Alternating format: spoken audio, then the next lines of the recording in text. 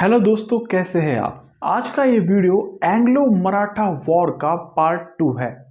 Part 1 में हमने first Anglo Maratha war के साथ साथ ब्रिटिशर्स और मराठाओं के बीच होने वाले ट्रीटीज को समझा था। तो अगर आपने वो वीडियो नहीं देखा है तो कॉर्नर पर दिए गए आई बटन पर क्लिक कर देख सकते हैं। वैसे लिंक मैं डिस्क्रिप्शन में डालता ही हूँ। तो चलिए सेकेंड एंग्लो मराठा वॉर के दूसरे अध्याय की कहानी की शुरुआत करते हैं।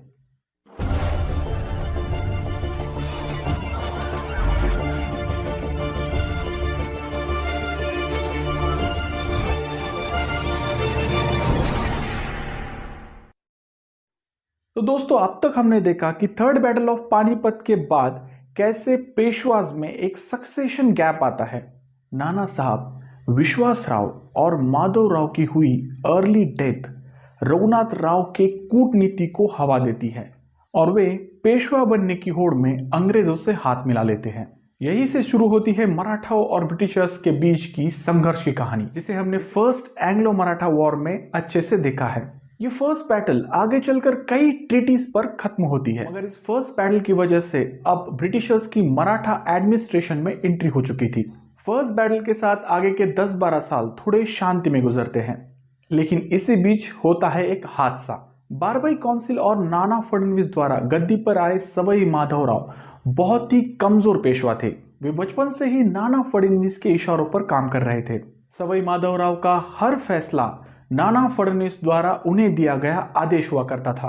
ऐसे में वो अपना जीवन बहुत ही दबाव में व्यतीत कर रहे थे। अब जरा इस पेंटिंग को देखें। इस पेंटिंग में सवाई माधवराव और नाना साहब साथ साथ बैठे हुए हैं।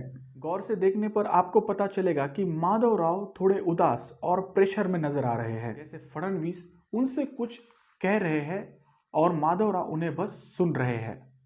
ये पेंटिंग माधवराव के दर्द को साबित करने के लिए काफी है, मगर किसी भी दर्द को खत्म करने के लिए उसका इलाज करना बेहद जरूरी होता है। लिहाजा सवाई माधवराव ने भी अपने इस दर्द का इलाज किया और वो था खुद की जान लेना। साल 1795 ये वो साल था जब सवाई माधवराव ने शनिवार वाड़ा से कूदकर अपने जीवन को खत्म कर दिया। ऐसे में पेशवा की गद्दी फिर से खाली हो गई। फिर से वही सवाल कि अब पेशवा की गद्दी पर बैठेगा कौन। अब ऐसी सिचुएशन में नाना फडणवीस खुद पेशवा बन सकते थे, मगर उन्होंने ऐसा नहीं किया। वे पेशवा वंश के सदस्य को ही आगे का पेशवा देखना चाहते थे। मगर पेशवा बनाया जाए तो किसे बनाया जाए। नाना साहब का तो पूरा वंश खत्म हो गया था, मगर रघुनाथ राव का वंश अभी जिंदा था। ऐसे में नाना फडणवीस द्वारा रघुनाथ राव के बड़े बेटे बाजीराव II को अगला पेशवा बनाया जाता है। हालांकि वो भी एक बहुत कमजोर पेशवा था, मगर इससे नाना फडणवीस को क्या फर्क पड़ना था। वैसे सत्ता तो उनके ही हाथों थी। उन्हें बस पेशवा दिखाने के लिए चाहिए थे कि हाँ भाई, हमने गद्दी पर पेशवा को बिठाया हुआ है। मगर नाना फडणवीस अमर तो नहीं थे, लिहाजा साल 1800 में उनकी भी मौत हो जाती है। उनकी मौत के बाद पेशवा अब और भी ढीले पड़ गए थे। फडणवीस के जाने के बाद पेशवा को बाकी टेरिटरीज द्वारा जो आदर और सम्मान मिल रहा था वो मिलना अब बंद हो गया था। भोसले, गायकवाड़, सिंधिया और होलकर सेपरेटली अपनी अपनी ताकत बढ़ाने में लग गए थे। खुद को बड़ा साबित करने के लिए ये अब आपस में भी लड़ रहे थे। इन आपसी लड़ाइयों में सबसे आगे थे सिंधिया और होलकर। इन दोनों की लड़ाई में सिंधिया का साथ पेशवा देते हैं। ऐसे में होलकर वंश के मुखिया यशवंतराव होलकर को आ जाता है गुस्सा और वे बिना पेशवा की इजाजत के अपनी टेरिटरीज को नॉर्थ में बढ़ाना शुरू कर देते हैं। नॉर्थ के साथ साथ अब उनका ध्यान साउथ की तरफ भी था। यशवंतराव होलकर की तरफ से उनके छोटे भाई विटोजी होलकर को साउथ भेजा जाता है एक्सपांशन के लिए, मगर विटोजी बाकी टेरिटरीज के साथ साथ पेशवा के एरियाज में भी इंटरफेयर करने लगते हैं, जो सीधे तौर पर पेशवा को दी गई चुनौती थी। विटोजी के इस बगावत के चलते पेशवा बाजीराव II द्वारा उन्हें पकड़कर हाथी के पांव के नीचे दबाकर मारने के आदेश दिए जाते हैं। अब अपने छोटे भाई विटोजी की मौत की खबर सुन बड़े भाई यशवंतराव होलकर तिलमिला उठते हैं। ऐसे में होलकर सीधे सीधे पेशवा और सिंधिया से युद्ध की घोषणा कर डालते हैं। साल 1802 में पूना के हड़पसर में हुई एक बैटल में यशवंतराव होलकर सिंधिया और पेशवा की सेना को हराते हैं। ऐसी सिचुएशन में बाजीराव II अपने पेशवा पद को छोड़ भागते हैं बसिन, जहां थी ब्रिटिश ईस्ट इंडिया कंपनी। अब यह पूना में यशवंतराव होलकर सारी पेशवा टेरिटरीज को अपने अंडर लाते हैं। ऐसे में वो रघुनाथ राव के पोते विनायक राव को पेशवा की गद्दी पर बिठाकर इनडायरेक्टली पेशवा पद पर राज कर रहे थे। विनायक राव पूरी तरह से यशवंत राव के कंट्रोल में था, जो उनके ही हिसाब से काम करता। नियति का मजाक देखिए, जो क्षेत्र पहले पेशवा के अंडर होकर काम कर रहे थे, अब वही क्षेत्र पेशवा पर राज कर रहे थे। अब यहाँ हम हिस्ट्री को थोड़ा रिपीट होता हुआ देखते हैं। तो हुआ यूं कि बाजीराव द सेकंड, जो अब बसीन भाग गया था, वो सीधे जाता है अंग्रेजों के पास। आपको अगर याद होगा कि ऐसा ही कुछ घटा था 20 साल बाद, जब रघुनाथ राव पेशवा बनने की होड़ में ऐसे ही अंग्रेजों से जा मिले थे। परिणामवश सारी मराठा टेरिटरीज को फर्स्ट एंग्लो मराठा वॉर का सामना करना पड़ा था। अब यहाँ उसी रघुनाथ राव का बेटा इतिहास को दोहरा रहा था। खैर कुछ भी हो, इसी बहाने ब्रिटिशर्स को मराठा एम्पायर के एडमिनिस्ट्रेशन में फिर से घुसने का मौका मिल गया था।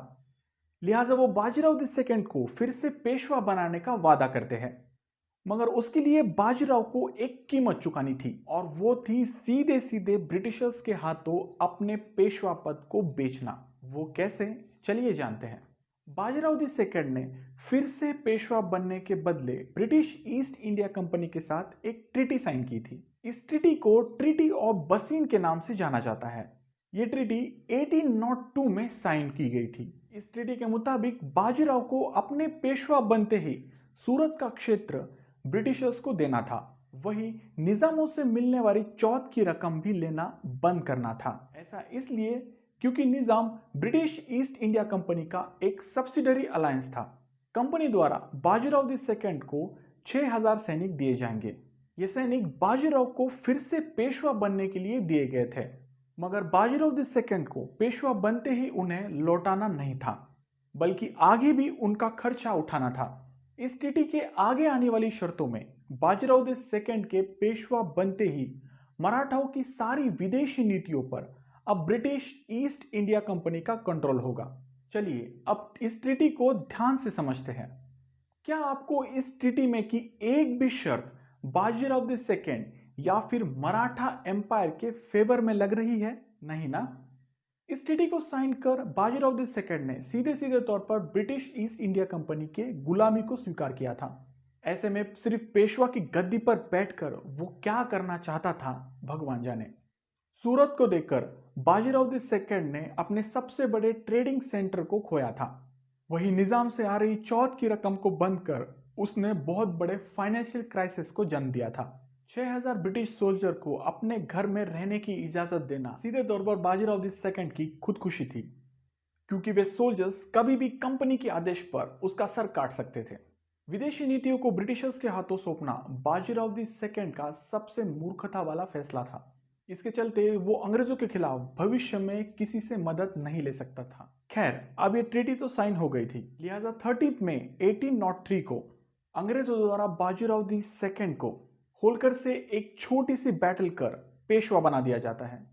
हालांकि वो अब पेशवा नहीं था, वो था पपेट पेशवा, जो बस अंग्रेजों के इशारों पर नाच रहा था।